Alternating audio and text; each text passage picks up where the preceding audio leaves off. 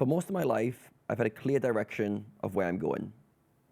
Maybe not long-term direction, but I've known where I'm trying to get to in the short term. At first, it's kind of mapped out for you when you're very young. You do what your parents tell you to do. You go to school, pass exams, and at least like you know what's expected of you. Do this to get that. I started running in my kind of early teen years, and that's when I started to try to achieve success there. Run certain times in certain races, and I knew what the goal was. Each training session was towards getting fitter so I could run faster. Then I went to university. University became very clear. Just pass the exams each year, do the coursework, show up for the exams, tick the box, and move on. And then after graduating, maybe actually I went through a period where I didn't really know the path after graduating, if I'm reflecting on that. I was 21, and that's when I went back to my hometown. And this is the first time I'm really an adult and I have to figure stuff out. And I didn't really know what I wanted to do. But I didn't feel any sort of lack. I just kept myself busy. I had friends who were still studying, so I just joined them, partied, done kind of reckless stuff in that period, but didn't really worry. I wasn't thinking, oh, I haven't got things figured out. I just went with the flow of events around me. In that kind of stage of figuring things out, some friends were like, Adam, do you want to move to Thailand and become poker players?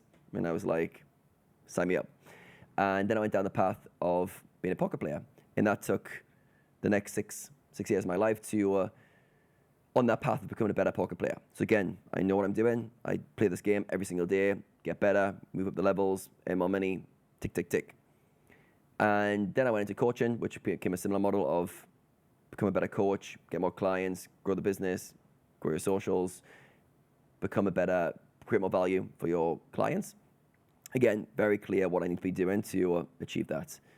I also have gym goals, which have been put on muscle at first. Now I do powerlifting, which is to get strong, deadlift, bench, and squat.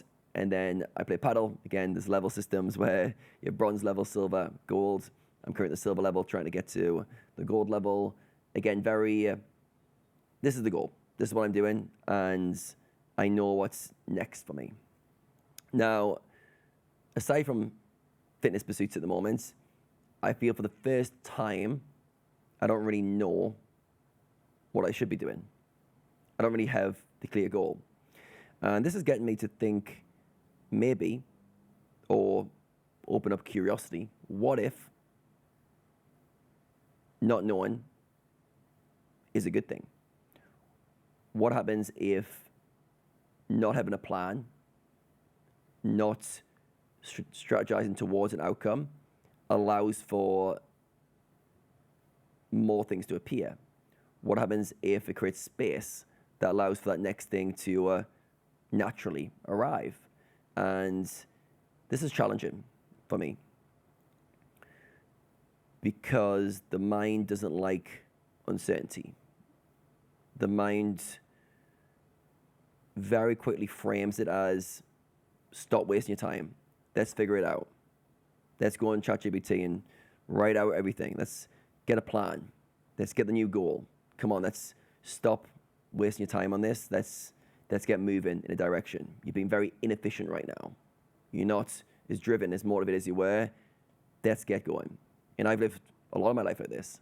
I'm a performance coach. I help people with this stuff. I know how to align habits, behaviors, identity with a goal and pursuit you're on, and I know how to do that well.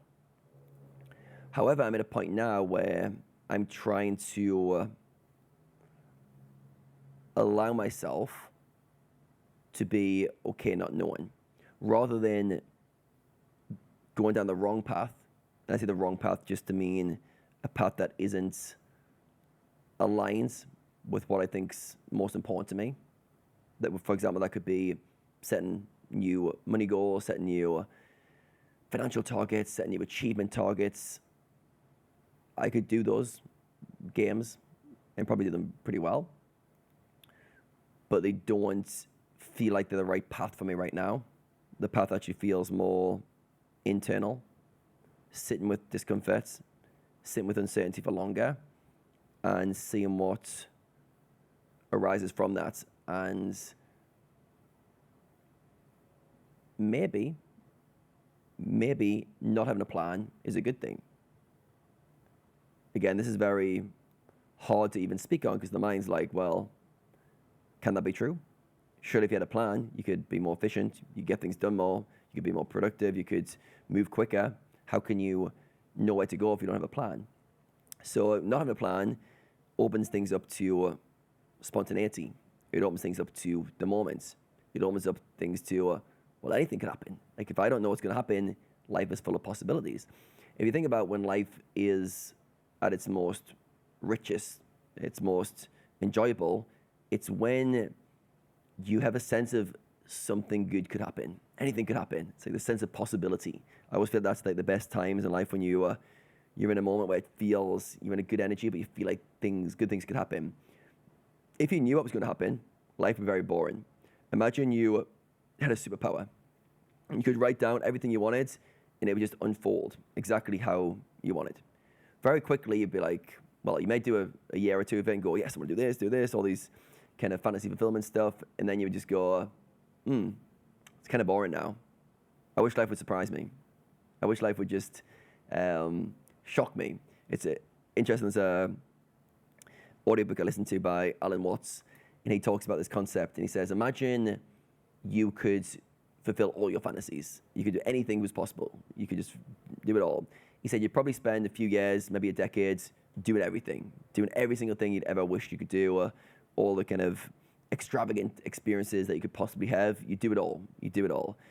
And then you get to a point where you're like, what's next? What do I want to do next? And you'd soon fall into boredom, and you would want to, over time, end up back to where you are now, not knowing what's next.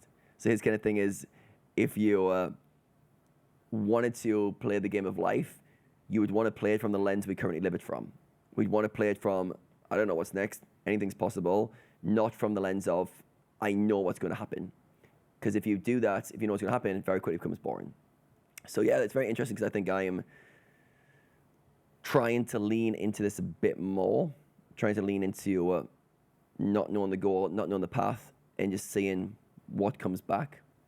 It's almost like waiting for life to kind of show the direction, but maybe it doesn't. Maybe it's just the connection to the moment becomes stronger, and maybe the goals are less and less important. Or on the flip side, maybe in a month's time, 6 months' time, I'm like, that's the goal. The goal has now become clear. See, I'm trying to sit in this uncertainty, sit in not knowing, sit in not having a plan, not having a goal, and it's a new experience for me. It's a new experience for me in terms of being with this for a longer period. Like I said, the last time was probably my early 20s, but I didn't feel it the same way. I kind of just messed around, partied, to not have to think about the path, and that in itself become what I was doing. Whereas now I'm feeling Adam, you should know what you're doing by now. You're 37. You should have it all figured out. You should be on a clear path. And then on the other side, I'm like, just be okay not knowing. Be okay sitting with it. So yeah, that's my thoughts of the day. Let me know in the comments if this resonated and anything you're currently experiencing that relates to not knowing. If you're currently on your own uncertainty path, let me know how you're handling that and maybe some of the challenges you're also experiencing.